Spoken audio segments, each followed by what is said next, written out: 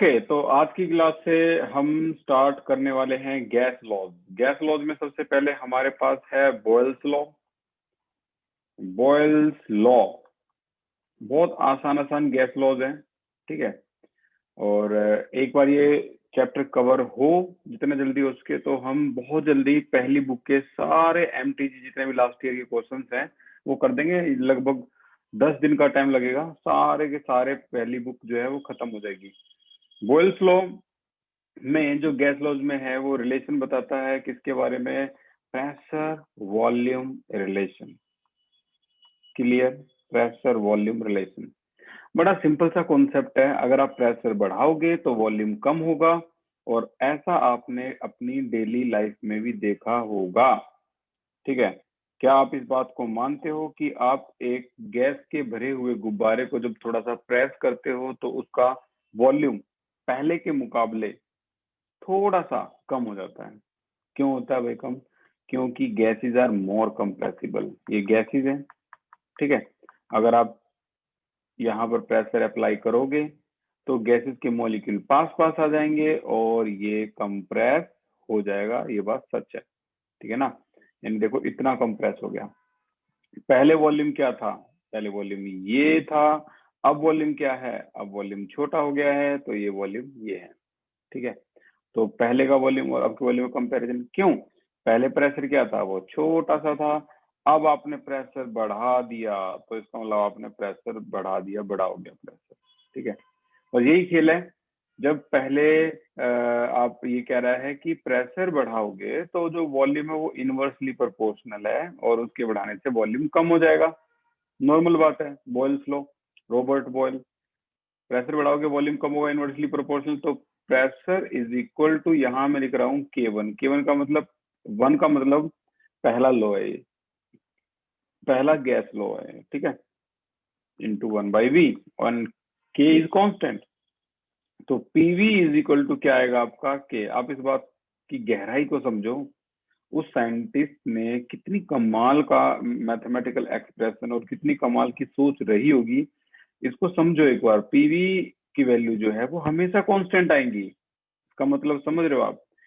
जब P को V से, छोटे P को छोटे V से मल्टीप्लाई करोगे तो वो वही आएगा जो बड़े P को P2 माइनस V2 से मल्टीप्लाई करने के बाद आएगा। आप कहोगे हैं छोटे वैल्यू को छोटे वैल्यू से मल्टीप्लाई करेंगे तो यार छोटा आंसर आना चाहिए, बड़ी वैल्यू को बड़ी वैल्यू से मल्टीप्लाई। भाई ऐसा नहीं है। देखो आप देखोगे यहाँ पर प्रेशर जो पहले वॉल्यूम था, बिल्कुल वो वॉल्यूम ज्यादा था। पहले जो वॉल्यूम था P इनिशियल है ये, तो पहले वॉल्यूम था ये वाला, ठीक है। तो मैं इसको यहाँ पर V को ऐसे लिख रहा हूँ। अच्छा, फिर प्रेशर बढ़ाया तो वॉल्यूम क्या हो गया? कम हो गया, ठीक है। तो मैं थोड़ी सी करेक्शन कर देता हूँ, ये जो वॉल्यूम है वो कम हो गया, तो मैं कम वॉल्यूम को इस तरीके से दिखा रहा हूँ, ठीक है। तो पहले क्या था? P और V, ठीक है, अब सही है। पहले क्या था? छोटा P बड़ा V, ठीक है। वो इक्वल हो गया किसका? बड़ा P छोटा V, इसके मल्टीप्लाई की, ठीक है। ये बिल्कुल ठीक है। अब आपको कंफ्यूजन ना हो इसलिए मैं एक एग्जांपल को लेके चलता हूँ, ठीक है। मान लो पहले जो प्रेशर है वो था 4, P1 क्या था? 4 है। और वॉल्यूम क्या था? वॉल्यूम था इसका 3। तो बताइए, V2 नहीं, V1 जो था वो क्या था? 3 था। अब जैसे ही प्रेशर आपने इंक्रीज किया तो प्रेशर कितना हो गया? प्रेशर हो गया आपका 6 हो गया। और अब वॉल्यूम वॉल्यूम तो डिक्रीज होगा, क्योंकि प्रेशर बढ़ाओगे तो वॉल्यूम डिक्रीज होगा। डिक्रीज 3 से डिक्रीज होगा, कितना हो गया? 2 हो गया। चलो दोनों का मल्टीप्लाई बताना क्या है? P1 मल्टीप्लाई बाई V1, क्या वो बराबर है P2 मल्टीप्लाई बाई V2? हाँ जी, वो बराबर है 4 इंटू 3 इक्वल है 6 इंटू 2। ये खेल है। इतनी बात बॉयल्स ने बता दी थी उस जमाने में कि ऐसा करोगे, अगर आप पीवी को देखोगे तो ये वैल्यू हमेशा क्या आएगी? कांस्टेंट आएगी। आप कितना भी प्रेशर बढ़ा लो, कितना भी प्रेशर बढ़ा लो, आप चाहोगे कि प्रेशर बढ़ा के 4 से 6 की जगह में क्या कर दूं? और बढ़ा दूं, और बढ़ा दूं प्रेशर को।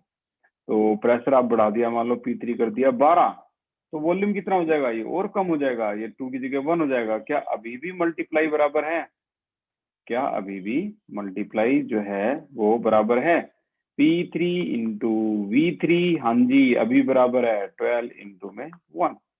तो ये सारी की सारी वैल्यू जो होती है बराबर होती है। यही बात बता दी बोयल्स ने कि पीवी की वैल्यू हमेशा क्या रहेगी, कांस्टेंट रहेगी। ठीक है, ये वैल्यू हमेशा कांस्टेंट रहेगी, मल्टीप्लाई करने के बाद हमेशा कांस्टेंट रहेगी।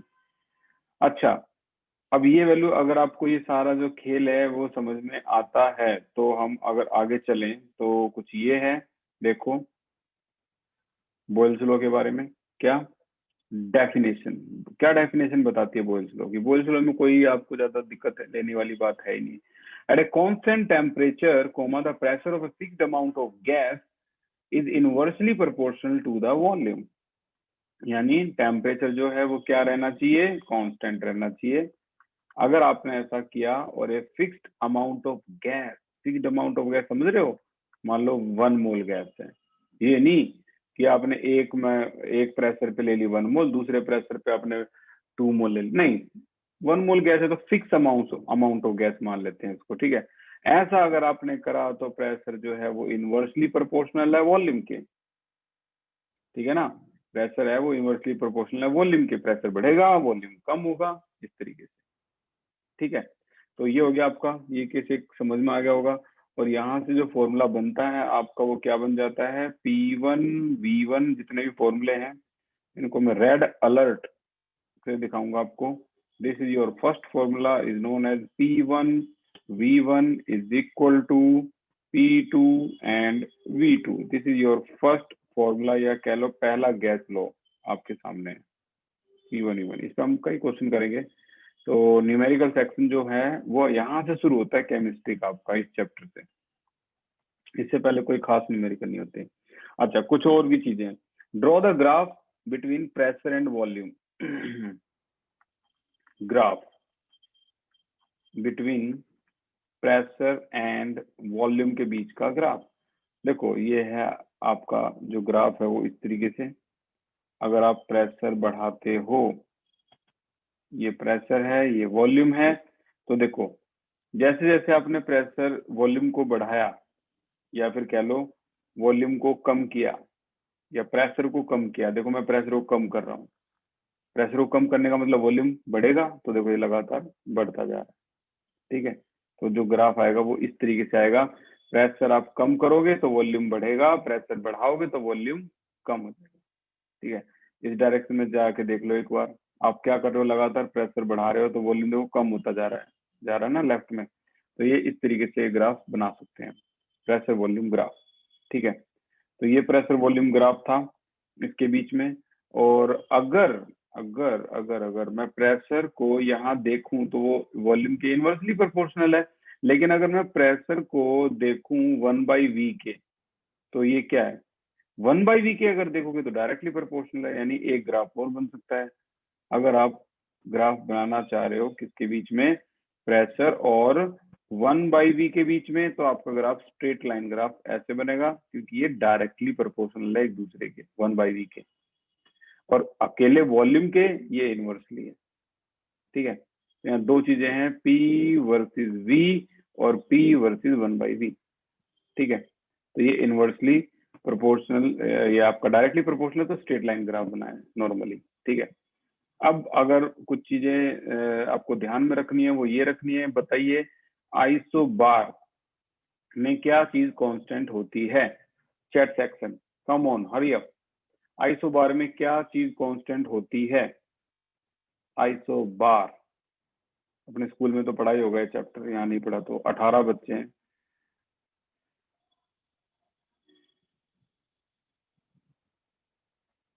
भाई एम का आंसर गलत है, हर्ष का आंसर भी गलत है। यार तुम बिल्कुल मेरे पे डिपेंड हो गया, बिल्कुल प्रॉपर मेरे पे डिपेंड हो कि सर करवाएंगे तब हम अपने आप सीख लेंगे। आपको ना अगर मेरे पे डिपेंड रहना है तो एक काम करो, आप जो दूसरी क्लास है ना उसको भी लगातार देख के रहना, ताकि आपका सिलेबस जल्दी खत्म हो। नहीं भाई, एम भारद्वाज, हर्ष, धर्मश्य, ये सारे आंसर गलत हैं। आइसोबार का मतलब होता है कांस्टेंट, कांस्टेंट बार जो है वो प्रेशर की ऐसा यूनिट है, तो कांस्टेंट प्रेशर वो कहते हैं आइसोबार। ठीक है। अच्छा, आपने वो आइसोटोप आइसोबार वाला आइसोबार सोच लिया होगा इतनी देर में, तो वाह। मैं कह रहा हूँ कांस्टेंट क्या है, आइसोथर्म। आइसोथर्म में क्या कांस्टेंट होता है, यहाँ कांस्टेंट होता है temperature. Clear. Iso core, isochore में जो कांस्टेंट होता है वो होता है कांस्टेंट वॉल्यूम। ये अपने रजिस्टर के टॉप पे लिख लेना। ठीक है। Isobar, isotherm, isochore. तो यहाँ पर जो रिलेशन है वो किसके बीच में है, बॉयल्स लॉ में। बॉयल्स लॉ में जो रिलेशन है वो असल में प्रेशर और वॉल्यूम के बीच में है, और टेम्परेचर जो है उसको स्पेशल लिखना कांस्टेंट, या फिर थोड़ा स्टाइलिश में लिख लो आइसोथर्म। ठीक है, बात वही है। तो याद रखना इसके बीच का रिलेशन जो है वो ये है। अब मैं कुछ और खास बात बताता हूँ आपको। ठीक है, खास बात क्या है, खास बात बहुत कमाल की है कि ये जो नीट के क्वेश्चन है वो कुछ इस तरीके से देते हैं, जैसे मान लो ये 3 ग्राफ हैं, एक है आपका T3, ये है आपका T2, ये है आपका T1, और वो कह रहे हैं कि बताइए ये प्रेशर और वॉल्यूम का ग्राफ है, बताइए इस पूरे केस में कौन सी सिचुएशन फेवर्ड हो रही है। T1 is greater than T2 is greater than T3, या फिर T1 is less than T2 is less than किसके, T3, या फिर T1 is equal to T2 is equal to T3। इस तरीके से ऑप्शन, आपको 4 ऑप्शन दे देंगे एग्जाम में वहां पे।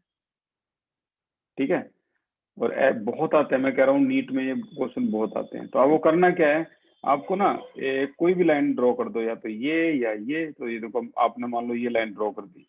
ठीक है, तो आपने पता है क्या कर दिया, आपने प्रेशर को कांस्टेंट कर दिया। ठीक है, अब यहाँ पर वॉल्यूम आपको दिख रहा है, वॉल्यूम दिख रहा है, तो यहाँ पर वॉल्यूम के बढ़ने पर टेम्परेचर क्या हो रहा है, वॉल्यूम के बढ़ने पर।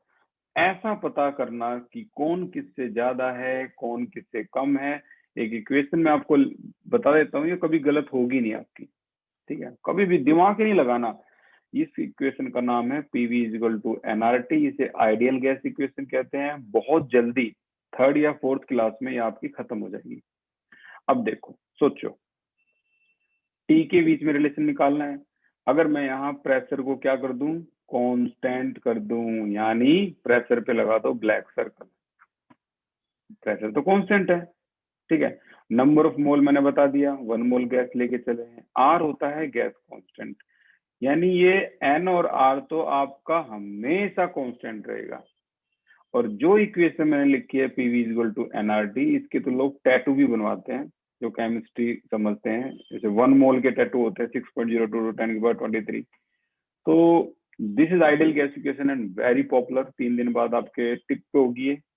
अब यहाँ पर इस आइडियल गैस इक्वेशन को देखकर हमें जो सर्कल हैं वो ये बता रहे हैं कि ये सभी कांस्टेंट हैं।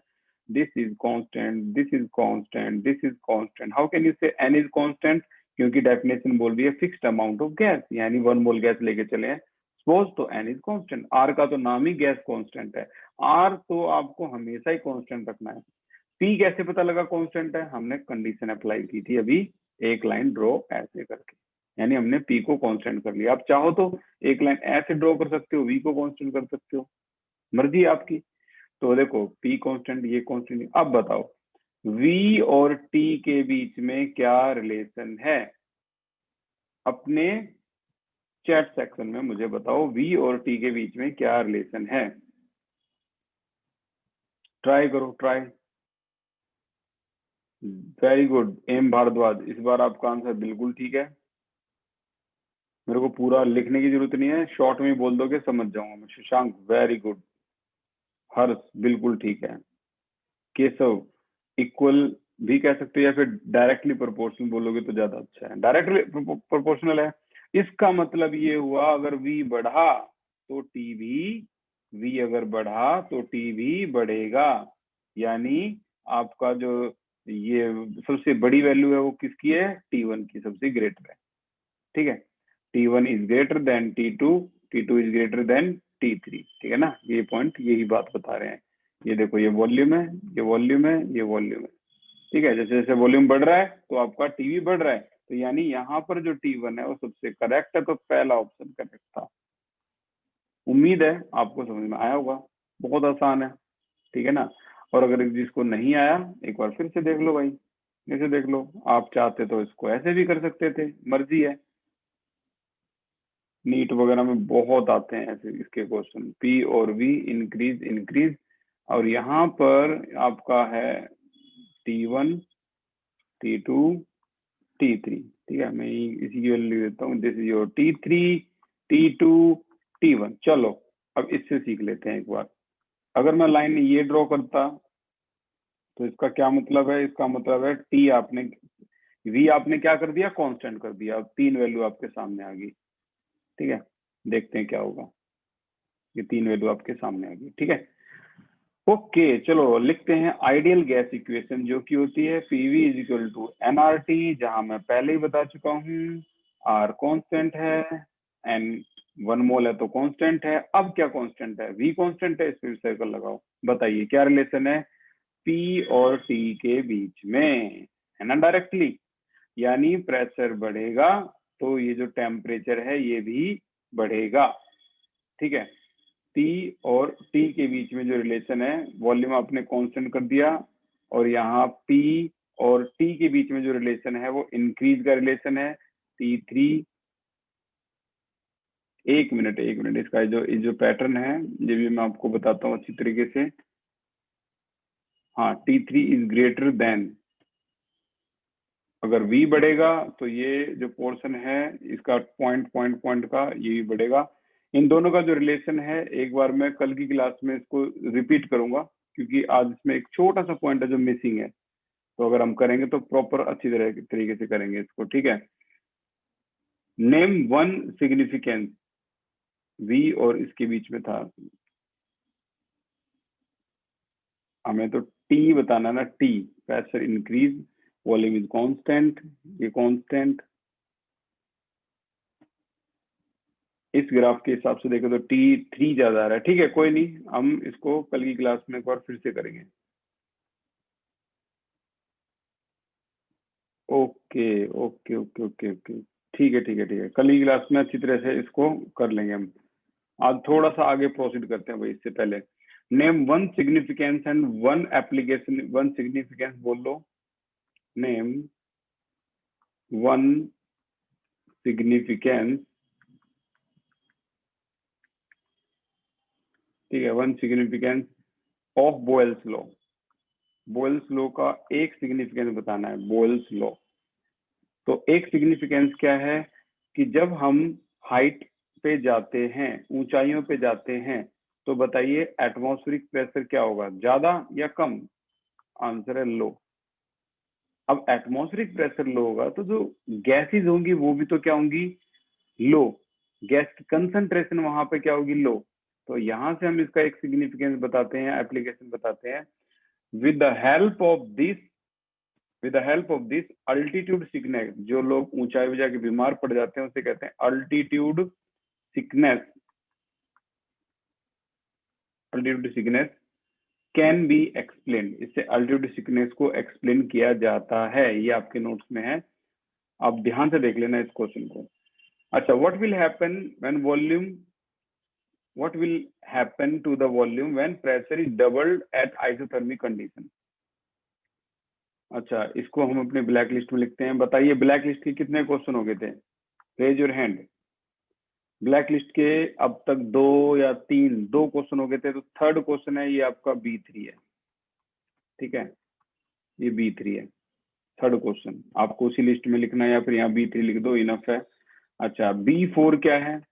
B4 है आपका कि what happen to the volume के साथ क्या होगा when pressure is doubled, when pressure is doubled. अगर प्रेशर को डबल कर दिया जाए तो वॉल्यूम का क्या होगा?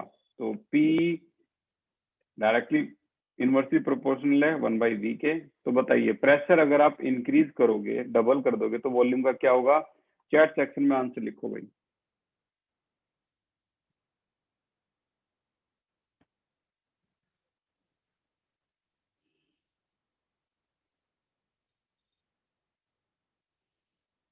ओके, डिक्रीज होगा, डबल, प्रेशर डबल कर देंगे तो वॉल्यूम क्या होगा?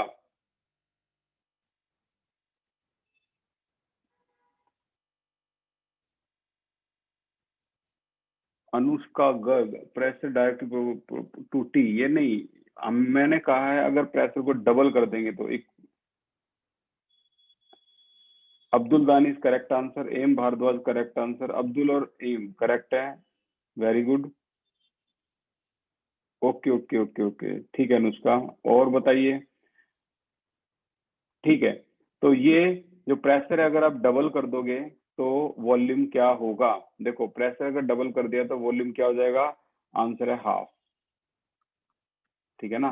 तो पूरा प्रॉपर मैं क्वेश्चन रीड कर देता हूँ, ये आपका ब्लैक लिस्ट का क्वेश्चन नंबर 4 है। What happen to the volume when pressure is doubled at isothermic condition? Answer है volume will be half because pressure is inversely proportional to the volume। ठीक है, तो डबल कर दोगे तो हाफ हो जाएगा। अच्छा चलो अब बताना, अगर मैं प्रेशर को 4 टाइम कर दूं, 4 गुना कर दूं, तो वॉल्यूम क्या होगा? वेरी गुड केशव, अब की बार करेक्ट है। Abdul correct, Om Shukla correct, Anushka correct, Shashank correct, very good. Answer है वॉल्यूम विल बी 1/4 टाइम। ठीक है, तो चलो इसका आंसर भी अब पता लग गया है क्या गलती होगी थी। ये जो ग्राफ है, ये ग्राफ है, इसी की गलती होगी थी। स्ट्रेट लाइन ग्राफ कभी भी वी के साथ होता ही नहीं यार, वही मैं कह रहा कि इतना जो कॉन्सेप्ट है इजी है और इतना हम इसको कॉम्प्लिकेटेड कैसे कह सकते। देखो ये जो स्ट्रेट लाइन ग्राफ है वो 1/v के बीच में, तो हमने यहाँ v के बीच में कर दिया, तो गलती तो होनी थी भाई, 1/v के बीच में ये। ठीक है ना, स्ट्रेट लाइन ग्राफ। अगर 3 टेम्परेचर हो तो क्या होगा? अब आप कर लो, क्या ऐसे भी कर लो इसको।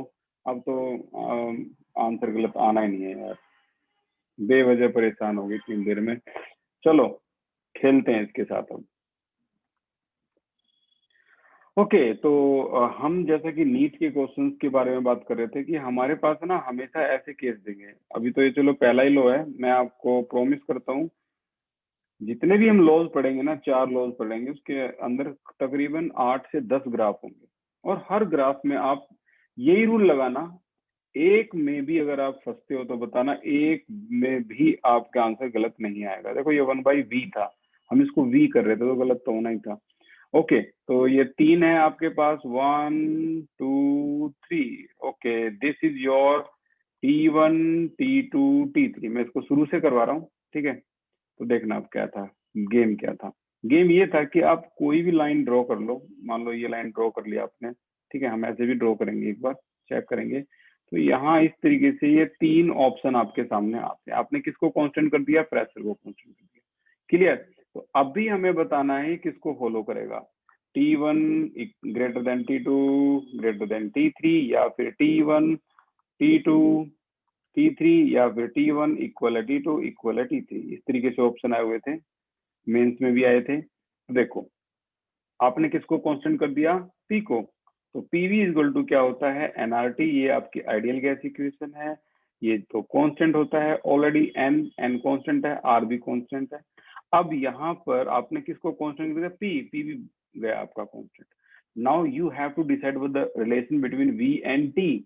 वी एंड टी तो चलो डायरेक्टली है, लेकिन ये तो 1/v बोल रहा है ना, तो 1/v और टी के बीच में क्या रिलेशन होगा? चलो देखते हैं, इसको 1/v करते हैं। तो ये 1/v अगर यहाँ हो जाए इस तरीके से, v को अगर मैं ऐसे कर दूं T/v, तो टेम्परेचर और वॉल्यूम के अगर मैं 1/v इसको यहाँ रखता हूँ 1/v और इक्वल करता हूँ इसके, तो 1/v और इसके बीच में क्या रिलेशन होगा? टेम्परेचर तो यहाँ है और ये है आपका v के साथ डायरेक्टली है, नो डाउट। v के साथ ये क्या है? टेम्परेचर डायरेक्टली है, V के साथ डायरेक्टली है। ओके, तो मैं अगर आपसे कहूँ V के साथ डायरेक्टली है तो 1/V के साथ क्या होगा? आंसर है इनवर्सली। तो इसका मतलब ये हुआ 1/V के साथ इनवर्सली है, तो इसका मतलब ये हुआ अगर ये टेम्परेचर वैल्यू इंक्रीज हो रही है, ठीक है ना, इंक्रीज हो रही है, तो 1/V तो इंक्रीज हो रही है, लेकिन वॉल्यूम क्या हो रहा है? डिक्रीज हो रहा है, ठीक है ना। तो अब अगर इस रिलेशन को सिर्फ V के साथ आप कनेक्ट करोगे तो आपको पता लगेगा ये 1/V है, ठीक है। तो टेम्परेचर बढ़ेगा तो वॉल्यूम घटेगा, सीधी सी बात है। टेम्परेचर बढ़ेगा, यहाँ टेम्परेचर बढ़ रहा है, ठीक है, तो वॉल्यूम क्या हो रहा है? कम हो रहा है। अब इसका उल्टा करना एक बार, अगर टेम्परेचर कम हो रहा है तो वॉल्यूम बढ़ रहा है, यानी इसके साथ अगर हम इसको देखेंगे, इसके साथ अगर हम इसको देखेंगे तो आपको जो आंसर दिखाई देगा, टेम्परेचर बढ़ेगा तो वॉल्यूम घटेगा, यानी T1 is greater than T2 is greater than T3। ये वाला ऑप्शन आपके सामने आ जाएगा कौन सा ज्यादा है, ठीक है। कई बच्चे तो ये भी बोलते हैं कि सर हम ऐसा करें ही क्यों, जब हमें पता है ये 1/V है और हमें प्रॉब्लम में डाल रहा है, तो वो क्या करते हैं, इसको लिखते ही नहीं, वो तो फिर तो सीधा सीधा काम कर देते हैं। ये देखना एक बार, देखो मेरे दिमाग में ना कुछ सिंपल सॉल्यूशन है और मैं चाहता हूँ आपके दिमाग में वो चीज पहुंचे। तो वो क्या करते हैं बच्चे, वो इस 1/V का ही खेल खत्म कर लेते हैं। लो यही कांस्टेंट कर दिया उन्होंने, 1/V कांस्टेंट करने का मतलब है V भी कांस्टेंट ही हो गया। तो अब देखो क्या रिलेशन सामने आता है, 1 2 3, ठीक है, ये आ गया। V कांस्टेंट है, तो जो जो कांस्टेंट है उसको मैं ग्रीन से कर रहा हूँ। देखो ये कांस्टेंट है ग्रीन, ये भी कांस्टेंट है, V कांस्टेंट हो चुका है। अब P का रिलेशन T से क्या है? आंसर है डायरेक्ट, यानी यहाँ पर आपका जो P है वो इंक्रीज होगा तो टेम्परेचर भी इंक्रीज होगा, ठीक है। P इंक्रीज हो रहा है तो देखो टेम्परेचर इंक्रीज हो रहा है, 1 2 3, तो ये सबसे ज्यादा टेम्परेचर किसका हुआ? हो गया ना T1 का, इसीलिए ये आंसर करेक्ट है। T1 is greater than T2 is greater than T3। आपको अगर इसमें डाउट है, नो प्रॉब्लम, एक और ग्राफ देखो, एक और ग्राफ देखते हैं। ये देखो, ये दूसरा ग्राफ था P और T के बीच में, सभी को पता है इसके बारे में। This is your P, this is your V, और अब ग्राफ क्या था? ये था, ये ग्राफ था। चलो अब देखते हैं कितना आप आंसर इसका एक्यूरेट दे पाओगे। ऐसे आया था, पहला हिस्सा था इसका क्या, this is your T1, this is your T2, this is your T3। तो ध्यान से सुनना भाई इसको भी फिर एक बार, जो मर्जी उसको कांस्टेंट कर लो, PV is equal to nRT, ठीक है। यहाँ अगर मैं मान लो P को कांस्टेंट कर लेता हूँ, P को कांस्टेंट कर लिया, आप चाहो तो V को भी कर सकते थे, आंसर वही आएगा। चलो अब मुझे समझा दो कि ये पॉइंट है, क्या क्या कांस्टेंट है आपका? आपका P कांस्टेंट हो चुका है, सर्कल एन ऑलरेडी है, ये भी कांस्टेंट है, तो V और T का रिलेशन देखकर मुझे बताओ आंसर क्या होगा। ट्राई करो, चैट सेक्शन में बताओ कौन सा ग्रेटर कौन सा स्मॉलर, ठीक है। डायरेक्ट रिलेशन देखकर मुझे बता दो कि यहाँ सबसे ज्यादा टेम्परेचर किसका होगा, चैट सेक्शन में। क्या बात है, बिल्कुल ठीक है, अब्दुल बिल्कुल ठीक है, शशांक ठीक है, nice,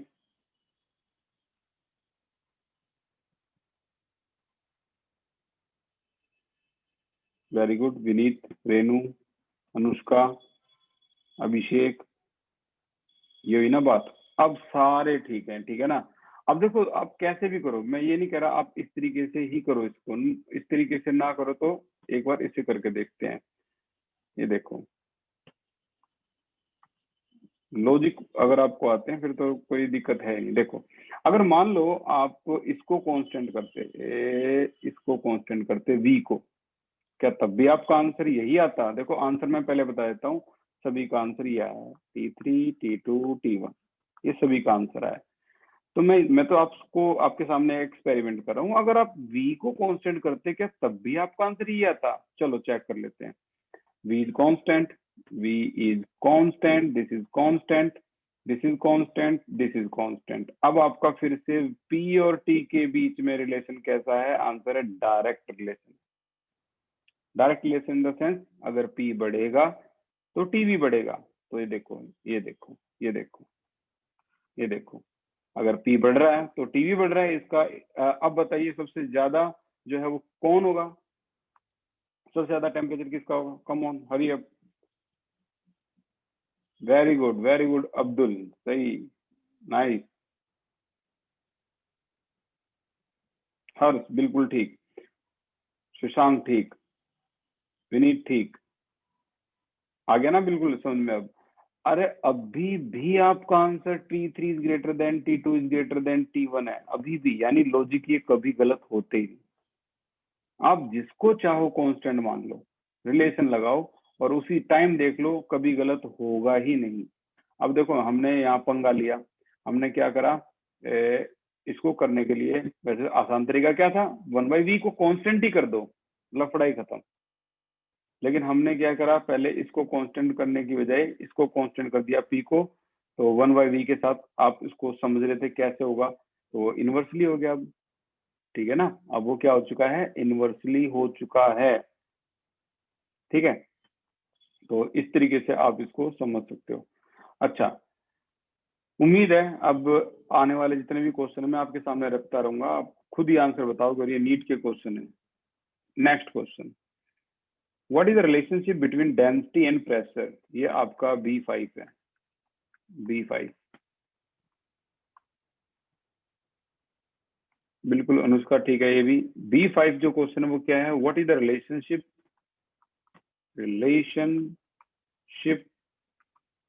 between density and pressure? Pressure और डेंसिटी का क्या रिलेशन है at constant temperature? Constant temperature तो बड़ा सिंपल है, देखो कांस्टेंट टेम्परेचर जहां भी आ जाए ना, समझ लो बॉयल्स लॉ की बात हो रही है, ठीक है? तो क्या है, यहाँ पर हम लिख सकते हैं P इनवर्सली प्रोपोर्शनल है 1/v, ये तो एक बात होगी। डेंसिटी क्या होती है, मास अपॉन वॉल्यूम होती है, सभी को पता है इसके बारे में, density is equal to mass upon volume. तो वॉल्यूम क्या हो जाएगा, ये हो जाएगा मास अपॉन डेंसिटी। चलो अब एक काम करो, putting the value of volume in equation first, putting the value of volume in first, तो एक बार फर्स्ट में डाल के देखो, फर्स्ट क्या था, P इनवर्सली प्रोपोर्शनल वॉल्यूम के, तो P इनवर्सली प्रोपोर्शनल वॉल्यूम की वैल्यू क्या है, m/d, तो बताओ d कहां चला जाएगा, आ गया ना ऊपर। अब यहाँ क्या रिलेशन है प्रेशर और d का, जल्दी से चैट सेक्शन, प्रेशर और d का क्या रिलेशन है? Very good Shashank, nice Abdul, M correct है, विनीत करेक्ट है, ओम करेक्ट है, हर्ष करेक्ट है। So your answer is, Renu Keshav correct है, your answer is directly proportional. तो उन्होंने क्या कहा, रिलेशन क्या है, तो हम कहेंगे ये जो है वो क्या है, directly proportional, pressure is directly proportional to the density. ये जो क्वेश्चन था ये हमारा ब्लैक लिस्ट का क्वेश्चन नंबर 5 था, ठीक है? किसी के पास कोई क्वेश्चन हो रेज करने के लिए, सर ये कैसे हुआ वगैरह वगैरह, तो वो पूछ सकता है चैट सेक्शन में, वो लिख दे उस क्वेश्चन को, मैं उसका आंसर दूंगा। तो बॉयल्स लॉ यही नहीं है कि आपके पास बॉयल्स लॉ की डेफिनेशन है और खत्म हो गया बॉयल्स लॉ, नहीं, बॉयल्स लॉ पूरी एक डिटेल है, ठीक है? और उस डिटेल को आपको समझना होगा, तब आपको पता लगेगा कि बॉयल्स लॉ असल में क्या कहता है। ये नहीं कि थोड़ा सा कर लिया ये इतना हिस्सा और हो गया, बॉयल्स लॉ की डेफिनेशन करिए, बॉयल्स लॉ खत्म, बॉयल्स लॉ तब शुरू होता है। अच्छा, एक और क्वेश्चन है, बॉयल्स लॉ ग्राफ, ये देखो, अब इसके न्यूमेरिकल भी डिस्कस करते हैं एक बार। बताइए पीवी का ग्राफ, ये तीसरा ग्राफ डिस्कस कर रहे हैं अब हम इसमें, याद होगा आपको किसके किसके बीच में था, P वर्सेस V हो गया, P वर्सेस 1/v हो गया, और तो और अब हमारा PV वर्सेस P, ये ग्राफ देख लो। बताइए, अगर आप प्रेशर बढ़ाओगे तो पीवी की टोटल वैल्यू क्या क्या होगी? अगर आप प्रेशर बढ़ाओगे तो पीवी की वैल्यू क्या होगी? चैट सेक्शन, कम ऑन, दिमाग लगेगा इसमें। अगर आप प्रेशर बढ़ा रहे हो तो पीवी की वैल्यू क्या होगी? देखते हैं कौन सही बताएगा इसका आंसर पूरे दिन का। अब एक ऐसा क्वेश्चन आया जो कमाल का है। विनीत, वेरी गुड, करेक्ट है, नाइस विनीत। और कोई बता सकता है इसके अलावा? अगर मैं प्रेशर बढ़ाऊंगा तो पीवी की वैल्यू क्या होगी? अनुष्का, वेरी गुड, ये भी करेक्ट है। केशव, ये गलत है। दो आंसर करेक्ट आए हैं वही अब तक, और इतने जीनियस बैठे हैं, कईयों की तो परसेंटेज 96.2, 96.3 ऐसे आई हुई है। हर्ष गलत है, शशांक गलत है, इतने बड़े बड़े जीनियस गलत हो गए भाई। हर्ष धर्मस्य भी गलत है।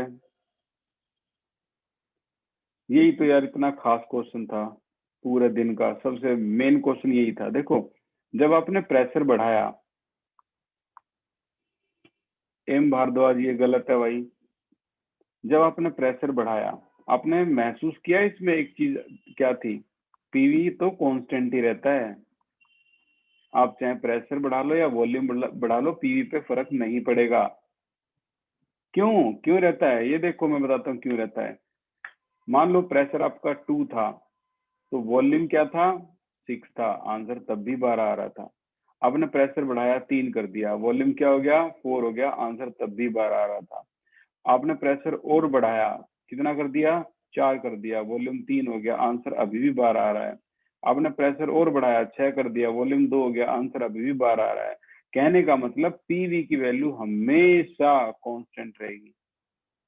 आप प्रेशर बढ़ा लो या वॉल्यूम बढ़ा लो, कुछ भी कर लो, वॉल्यूम बढ़ाओगे प्रेशर कम हो जाएगा, तो मल्टीप्लाई होने के बाद वैल्यू क्या आएगी? सेम आएगी। इसलिए जो ग्राफ है, अब तक के ग्राफ का सबसे खास ग्राफ है कि पीवी की वैल्यू कांस्टेंट रहती है। या तो पी हो और वी हो, इन दोनों में से कोई भी आ जाए, पीवी की वैल्यू क्या रहेगी? कांस्टेंट रहेगी। तो ये ग्राफ को कहते हैं Boyle's law graph, special graph, PV always constant. Let's move on numerical section. तो हमारे पास 3 न्यूमेरिकल हैं, टोटल न्यूमेरिकल जितने भी है एनसीईआरटी, आउट ऑफ एनसीईआरटी। पहला न्यूमेरिकल है एक्सरसाइज 5.1। चलो देखते हैं क्या है इस न्यूमेरिकल में। अभी ये चैप्टर नंबर 5 इसमें आया नहीं है, तो इसका मतलब हमने ऐड नहीं किया है या ऐड हो चुका है। ओके, 9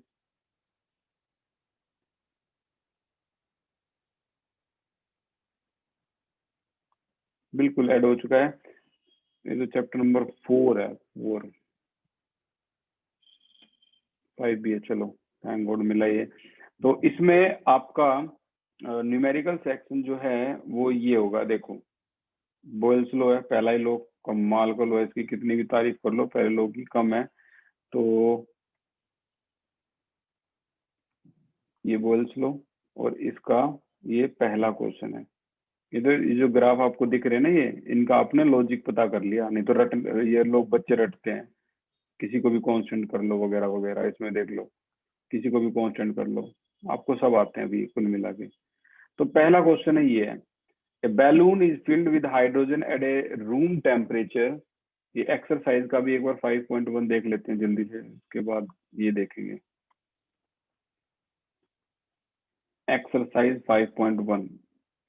और उम्मीद करेंगे हम ये सारा का सारा पोर्शन जो भी करते हैं, देखो जैसे पिछले बैच में जिन बच्चों ने किया था कैसे बांट के रख रखे, ये आपको भी यही करना है अभी। ये अब इसमें जो बंधी हुई चीजें हैं इनको मैं मिटाता चलूंगा, ठीक है? तो सबसे पहले हम कर रहे हैं 5.1 को, तो उम्मीद है हम इसको पूरा क्लीन कर देंगे। 5.1 क्लीन क्या है? What will be the minimum pressure required to compress कितना? 5 decimetre cube of air at 1 bar, और इसको 200 decimetre cube at 30 degree. 30 degree पे ये पूरा एक्सपेरिमेंट हो रहा है, यानी टेम्परेचर कांस्टेंट है। वॉल्यूम अगर आप देखो तो वॉल्यूम घट गया है, 500 से 200 हो गया है, और वो चाहता है कि आप प्रेशर बताओ कितना हो गया एक बार से। तो देखो, यहाँ पर अगर मैं इसको यहाँ पर करूँ तो पहले प्रेशर कितना था? पहले वॉल्यूम था इसका 500 डेसीमीटर क्यूब, फिर वॉल्यूम इसका जो हुआ वो कम होके कितना हो गया 200 डेसीमीटर क्यूब, ठीक है, डेसीमीटर क्यूब। और जो प्रेशर था P1 पहले था 1 बार, तो मुझे सिर्फ इतना बताइए जो प्रेशर आने वाला है P2 वो 1 बार से ज्यादा होगा या कम, लेस और मोर, लेस और मोर।